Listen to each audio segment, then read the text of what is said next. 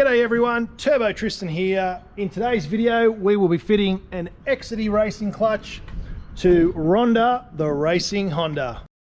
Today is a pretty big job. It's actually Saturday morning, it's 9 o'clock. I'm not usually out of bed by now, but we've got all of this stuff to get into the car, prepping it for its first official enduro event. The major thing today that we have is an Exedy clutch. This one has a Lighten flywheel. When we actually got this massive box and I picked it up, it weighs pretty much nothing, even with all the clutch components in there. We had to double check that it actually had a flywheel in there. That's how Swiss cheese that is. So that's really light. It's gonna rev up really nice. Race seat from RACEWORKS. We've got the race harnesses from RACEWORKS. We've got a steering wheel from RACEWORKS as well, which is a suede one. And it's got the little indicator so we know which way is up. Also, some gold race tape. We're gonna stick that on our air intake. The new wheels and tires ready to go on. Also got a upgraded fuel pump from Premier Auto Trade and the carrier, some ACL race bearings, Sparco quick release hub, heaps and heaps of things to do in this episode. And we've also got some new products to clean from Cyclo. Anyway, stick around. We've got heaps and heaps of work to do on the weekend, putting in the hours. We've got all the boys here. They're all doing a working bee. Alrighty, so it's been around about an hour and a half and we've decided that we're gonna take the engine out through the subframe, through the bottom. All of the looms disconnected. We've checked everything. We've undone the subframe, all the suspension's undone. So the next thing now is to slowly take it up and see if it wants to play and stays on the bench. So if someone wants to hit up slowly.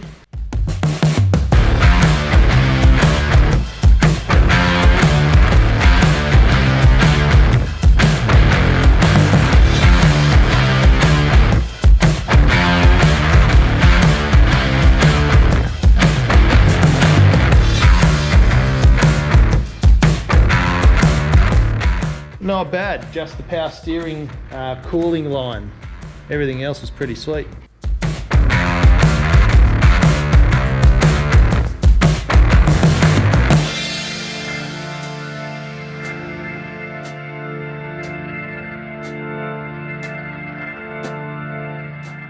Well, after it's been now about 3 hours, we've pulled everything apart. Well, gearbox and engine is separated. Nice and greasy and oily. So we're gonna clean all of this up. We're gonna tape up the shaft there so we don't get any oil inside there. Block that up, give it a good degrease and pressure wash.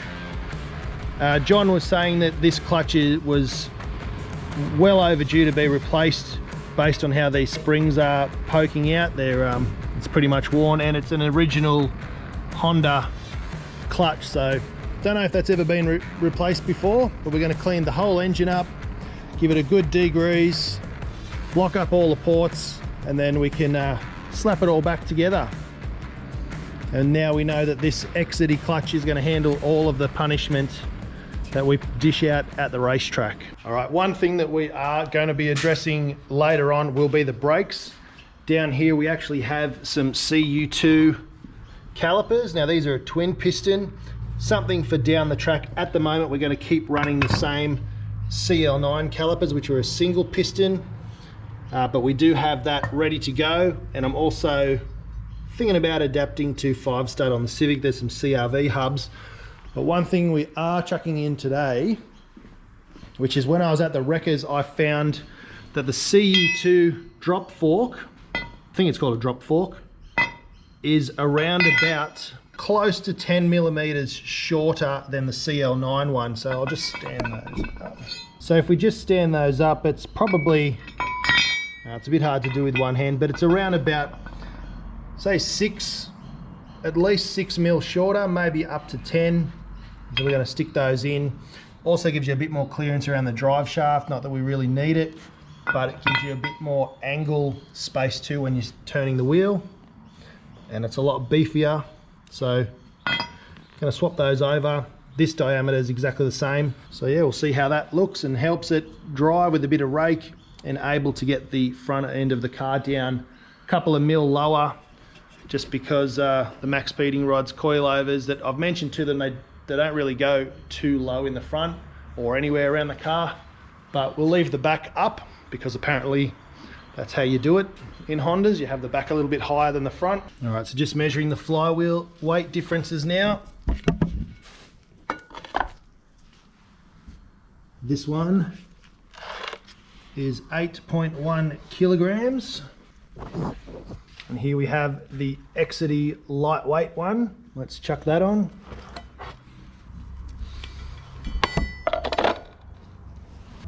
.1, so 4 kilos, exactly difference.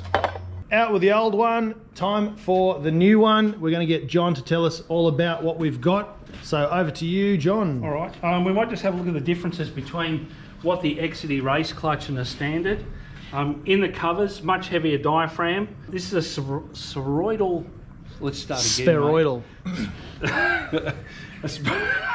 Now I can't even talk. This is a nodular iron cover, much higher burst pressure than the standard. Stronger straps as well to keep everything in place. The clutch plate itself, much heavier springs than what you see in the standard one. When you compare those two, it's much heavier. It's running an organic material, so this is a race organic material. So it's not as hard on the flywheel and cover as what a full ceramic clutch is, but it'll still give us plenty of grip and plenty of bite.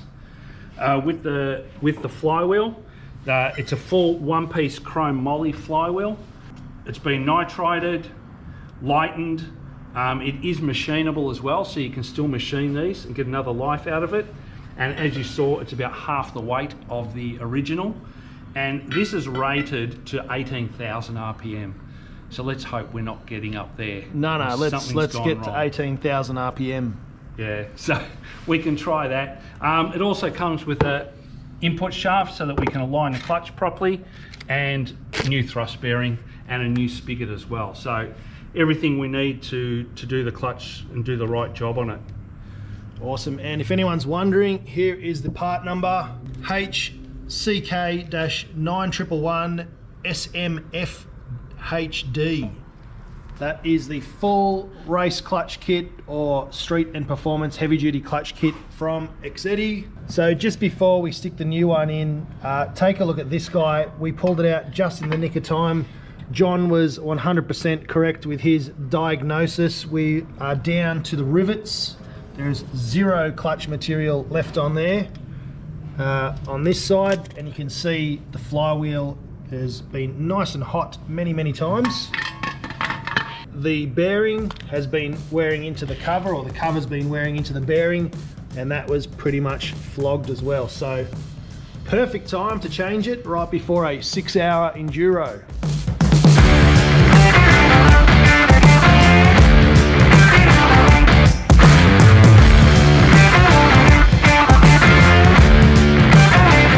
Engine is back in now, clutch is in, we've buttoned everything up, and we got a little bit of spicy VHT paint on the rocker cover in Stig Blue. We're calling this colour Stig Blue. Just make sure, one tip when you're buying paint off the shelf, make sure it hasn't been sitting there for 10 years. This was the last can of electric blue VHT I could find, and it didn't spray very well, so it's probably pretty old. So even with all the shaking up, it still came out pretty average, if I do say so. So if you can, make sure you get fresh paint. Last thing to do in the engine bay besides the radiator is the air intake, and we've got some of this NASA SpaceX approved RACEWORKS McLaren heat tape. I'm going to wrap that around the air intake and put it in just to stop that absorbing any heat here in the engine bay, and then I'll show you what it looks like when we stick it in. Alrighty, so the last thing that you would have seen was we got the engine and everything back into RHONDA. We took it for a test drive. It absolutely rips. You blip the throttle and it revs right up now. So the lightened flywheel definitely helps with the rev range in the car. It revs up much faster. Luckily for us, Sandown doesn't have many hills, or it's got a slight incline, but we don't class that as a hill over the back straight. We've switched over to the Potenza RE003s. We're running a 215/45/17. Now, the rules of the budget enduro say no slicks, and they say you can go up to 2 inches bigger than the factory wheels. We're just running the factory 17s for price and just for comfort and handling. The factory wheels will actually handle better than anything else we put on there. If we go wider or bigger, we'll actually throw out the way that the bump steer and everything works on the car. The other thing I've done is I've thrown in the CU2 front forks. Now they're about 6 or 7 mil lower in the front, so that's helped get the front of the car down. Added a couple of extra stickers. We've got the Denso Iridium Power and the Exedy Racing Clutch stickers on there, and the big one on the back window. Now the big RACEWORKS stickers we had on the side, I had to remove those just because they were only ever temporary, for the simple fact that they were some old stickers that were already curling up and peeling off the paper before we even stuck them on. So we had them on for one race. Hopefully RACEWORKS gets us some new stickers in time, but we do have another one of these we'll probably chuck on as well. Those of you keen racers will know that I stuffed up. That symbol there is actually the kill switch symbol, not the battery symbol. So we're going to rip that off and put the triangle on top of the boot, and we'll put probably PROTEX or some other sponsor where the number plate goes. On the inside of the car, Stig and the guys were working out some seat measurements. They did work out that the seat mounting brackets are the same left to right, so driver and passenger. So Stig's taken some of that stuff home and he's going to cut those off. He did start to make some brackets with some angle iron that I had, but it works out just going to be easier to use the original feet and then put the flat bar on there like so. Then we can mount the seats and then we'll get to work ripping up this driver's seat. I've done a bit of sponsorship stuff inside the cabin as well.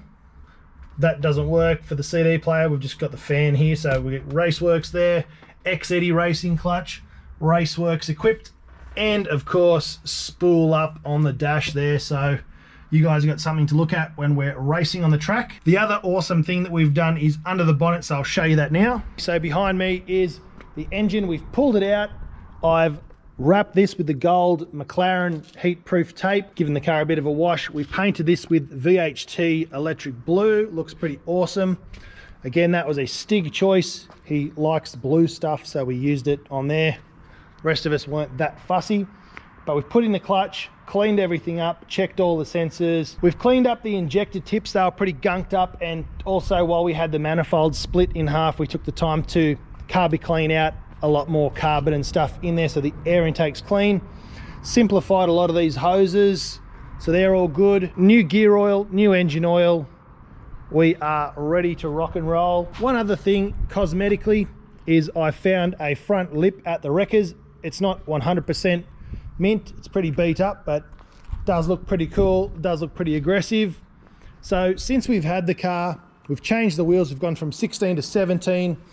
The bonnet has been replaced. I got that at the wreckers, and the back door on the driver's side has been replaced as well. That was crunched, but I got another door at the wreckers which color matched. We've just got this bit here, but it's coming along. There will be another working bee throughout the week, and we've also gotten Zach Boldy on board to be our 6th driver.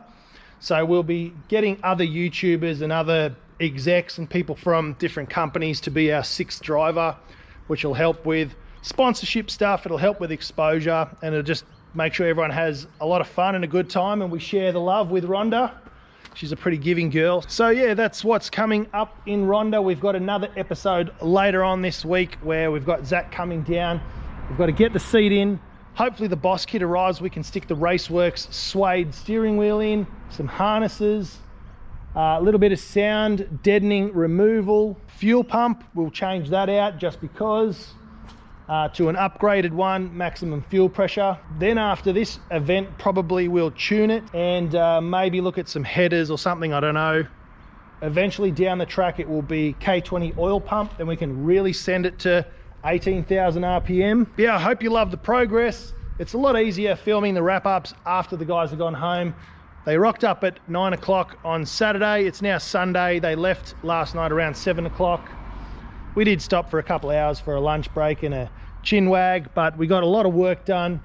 Dropped the whole engine and subframe, cleaned everything. It's now immaculately clean all the way around. I think you'll agree, from a $1,500 buy to now owing us absolutely nothing, We couldn't have done it without Denso, RACEWORKS, Premier Auto Trade, PROTEX, CRC, the BMC filters, and of course this episode's sponsor, Exedy Racing Clutches. It's just amazing to be able to network, call in all the favors just to get a budget race car together. This thing has actually cost us nothing now with some of the parts that we've sold and the parts we've put on, and it's pretty damn good. We've got ACL race bearings as well on board, so if we ever do spin a bearing, it's got 250,000 kilometers.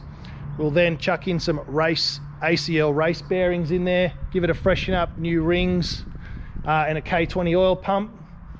And then we should be definitely good to go for a bit of a screamer. And this thing will get some aero eventually. We'll do some stuff here in the back. We might put a wing on it. So it's only going to get better from here. The more you guys watch the videos, the more people get involved, the more people we let race the car. And yeah, this is the start of an awesome series. We've got a race every single month this year. If you want to come down, check out tamperedmotorsports.com.au. They're the guys that hold the events. If you want to enter your car, jump on tamperedmotorsports.com, budget enduro.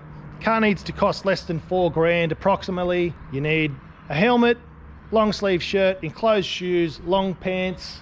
You can't have slicks. It's $250 a session if you divide the $1,500 entry fee between 6. Off we go, racing 6 hours, 1 hour track time each at a time. You can't argue with that. It's great value, great fun. A bit of fun competition as well. It's not a serious thing. You don't get points or prize money, but you will get a trophy if you win.